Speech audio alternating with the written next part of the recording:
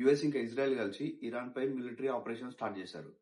అసలు వీళ్ళ టార్గెట్స్ ఏంటంటే revolutionary guard command centres, missile and drone launch sites, air defence systems, military airfields and main గా Iran supreme leader Khamenei compound.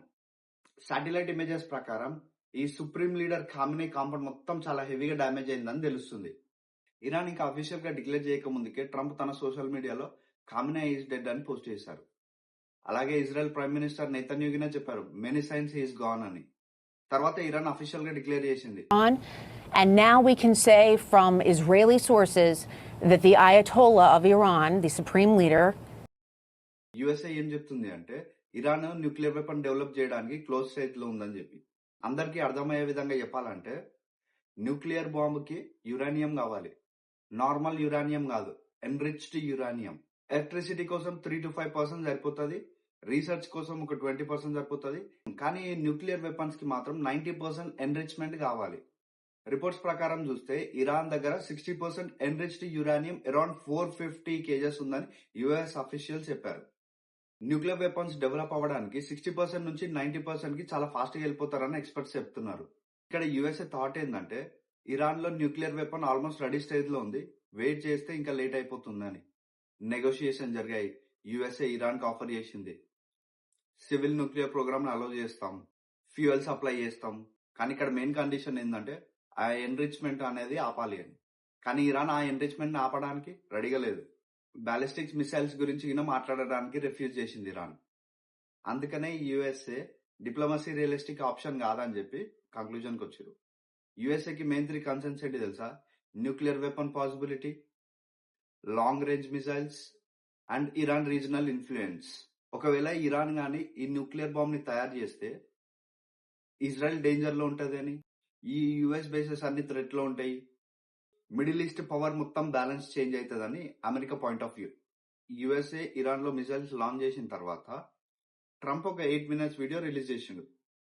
అందులో ఆయన main గా చెప్తుంది ఏంటంటే they will never have a nuclear weapon. Direct గా Iran military forces కి warning ఇచ్చారు. Lay down your weapons or face certain death. To the members of the Islamic Revolutionary Guard, the armed forces, and all of the police, I say tonight that you must lay down your weapons and have complete immunity, or in the alternative, face certain death. ఇంకా అక్కడ civilians ని address చేసి when we are done, take over your government అని చెప్పారు.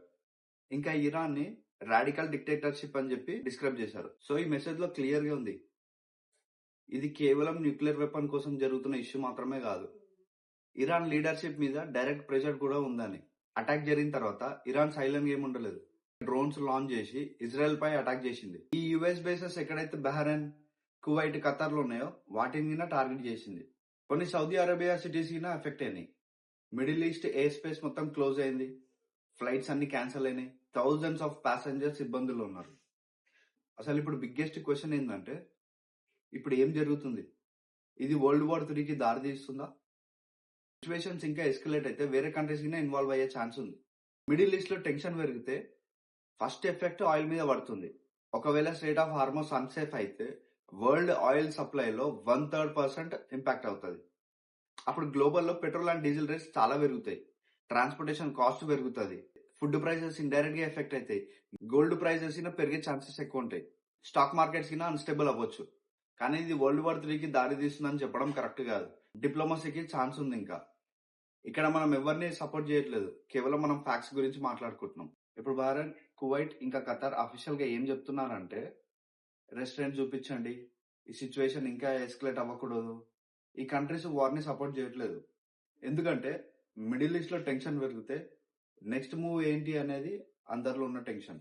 ఇలాంటి important updates మీ అందరికి అర్థమయ్యే భాషలో క్లియర్ గా ఎక్స్ప్లెయిన్ చేయాలనుకుంటే నా ఛానల్ ని తప్పకుండా సబ్స్క్రైబ్ చేసుకోండి. మీ సపోర్ట్ వల్ల ఇంకా ఫాస్ట్ గా ఇంకా క్లారిటీగా అప్డేట్స్ అనేది తీసుకొస్తా.